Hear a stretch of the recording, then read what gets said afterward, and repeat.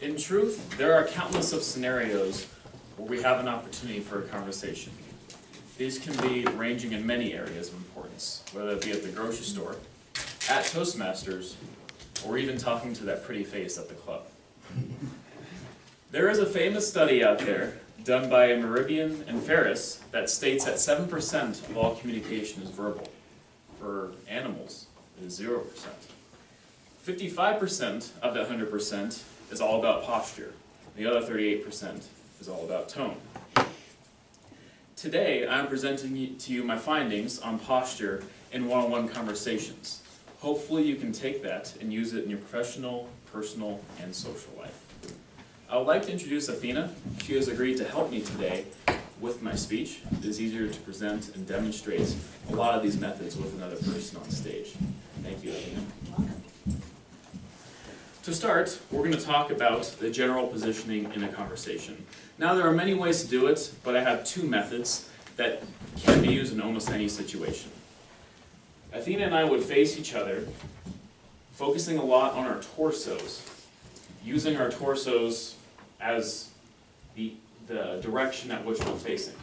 Now, in many cases, especially more intimate ones, such as at a wedding or even at the club, we can be angled as such, almost as if our shoulders are touching here. That gives us a good foundation to start from.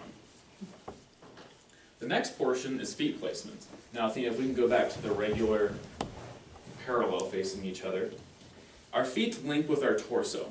So, if your torso is facing this way, your feet should be facing the same way as well. They should be slightly wider than the shoulders. Now, not too wide, but just wide enough. Exactly. Athena has demonstrated an excellent point for me. That can look very awkward. But at the same time, you don't want to go too narrow. Too narrow shows a weak position and not a powerful and confident position. Just slightly wider than the shoulders. The next part is actually the shoulders themselves. This is an extremely important part when it comes to confidence and posture. I lift a lot of weights, and one of the main focus areas that the coaches always harp on is the shoulder placement. Shoulders also have a lot to do with your back. This posture is really easy to demonstrate, but many times it is mentally difficult to pull off. We get into poor habits, and we are very insecure about ourselves. I am not too confident. I don't want to portray this confidence. I'm scared of my own confidence. It is like I said, it's easy to pull off physically, but it's difficult to push past that mental portion. Good shoulder placement is very confident and respectful. Your shoulders should be straight, your spine is aligned, as Athena and I are currently, and your neck is up. Almost as if a drill sergeant is drilling you in an Army training session, or Navy, or Air Force. Don't want to leave those out as well. You are standing at attention, as Athena and I are doing currently. Of course, this is remembering our feet placement, our torso placement, and the final part as well here is the arms. The arms is a portion of our posture that is treated as the icing on the cake.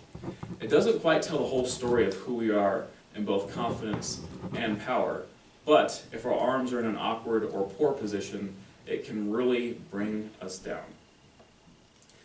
It is again simple, similar to how the shoulder placement is simple, but mentally it can be hard to pull off. All it is about is remembering all the other techniques that we have just talked about. We would keep our shoulders up straight, our back aligned, feet wide but not too wide, torso centered, and we just hang our arms to the side.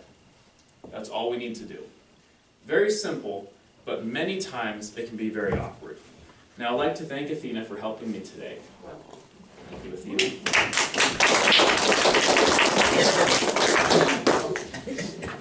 To leave you with some final notes on posture. It is a natural position, what I just described to you, to be in. This is very natural. However, oftentimes we feel awkward because this is rare. Many times we don't really see someone with this posture in public. So we want to slouch or do something with our hands. or even find the nearest object and lean on it to make it look like we're busy.